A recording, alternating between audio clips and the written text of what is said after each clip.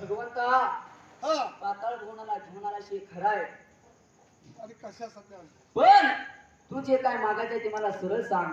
मला वाटलं तर मी तुझी सेवा करेन आणि तर तुझी सेवा नाही करणार त्या ठिकाणाला. सरदार होय जसं बा आपण हातो सिद्धाला दिला मागे 5 पावलं सरला होय आणि देवा कृष्णाला काय बोलतो त्यावेळेला ऐक मला सांगतो करशीदा काय पाहिजे ते मार म्हणला. असं म्हणल्याबरोबर करशील काय लागलाय फळ त्या ठिकाणाला.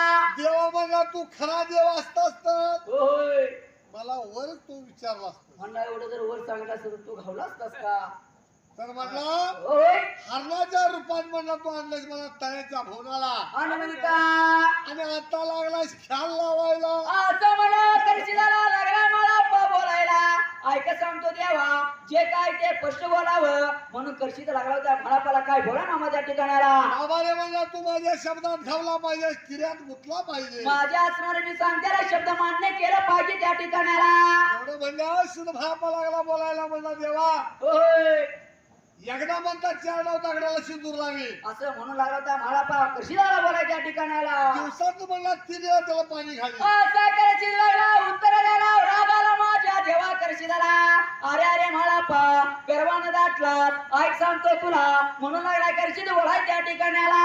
असं या गुरु शिष्यांचं झालं 2 दिवस. होय तिसरा दिवस उगवला. भांडण तंटाला होता या असणाऱ्या जन्मे गिरताळाला पाताळ होणारा त्या ठिकाणाला. नईला झाला भापा शेवटी काय बोलतो गुरुला काय लागला मामा बोलाय त्या ठिकाणाला. देवा म्हणला मी तुला सेवक वाढदिवस आलोय होय पण मी म्हणला रोज 12 महिने सुटका तर इथं आता असा लागला होता बोलायला.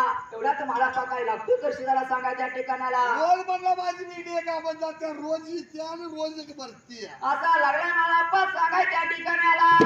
रोज म्हणला माझ्या घराला इथं आहे न बोला गयाला याला गला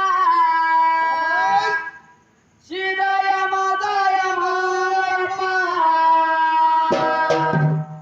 पाताळ बघाया भवनाला. रोज पाताळ बघाया भवनाला. रोज ऐक सांगतो देवार ऐक सांगतो देवार मला तुम्ही कोड्यात कोड्यात या टाकू मग नकोच म्हाळापा बोलत